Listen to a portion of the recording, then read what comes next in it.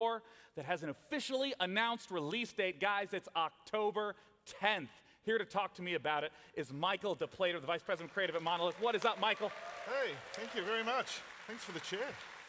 Hell yeah. Well, the chair is a nice break from all that grueling standing. Yeah. And it gives us to do one of the most iconic things in PC gaming, this posture. There. Thank you. Now, we've heard about the October 10th release date. What are some of the things that have been changing and building upon Shadow of Mordor in terms of Shadow of War?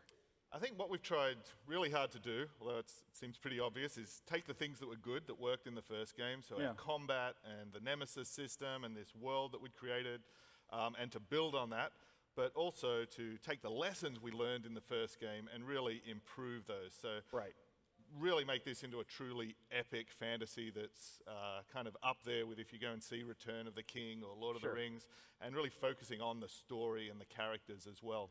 I mean, you've been talking all throughout about how important story is in Shadow of War. What does that mean in terms of the work that you're doing? It means paying off the epic scale, so having these titanic full-scale battles. It means the stakes of the story, so we're facing the most iconic and powerful villains, you know, Sauron and the Witch King and the Nazgul.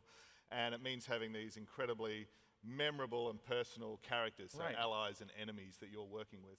And in terms of E3, what are the types of things that you're showcasing here that people can see? Oh, the reason we're really excited for E3 is two things. People being able to get their hands on the game and play it.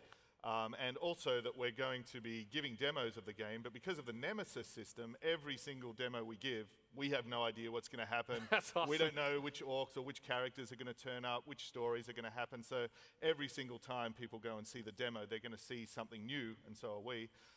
And because of that, we really wanted to share that, not just at E3, but for anyone who wants to tune in and watch those demos as well. Yeah, and of course, you see all the information for how to watch those online throughout the entire duration of E3. I know that in a moment, we're going to get a chance to delve a little bit more into those story bits with a unique cinematic based on one of the characters that was in the trailer. Can you introduce her for us, Eltariel? Yeah, so she's one of the new characters we're introducing into the world and into our story, Eltariel. She's the Blade of Galadriel. So she's essentially an assassin that's been sent to Mordor to hunt down the Nazgul and to hunt down anyone corrupted by a Ring of Power. And you, as Talion, are running around Mordor wielding a Ring of Power. So there's some interesting tension in that relationship with her. But she's this awesome character, and as well as that, she gets her own fully playable campaign in our first major story DLC as well, which is the Blade of Galadriel. Well, before we hop into that, I just want to say, Michael, thanks so much for coming on to talk about Shadow of War.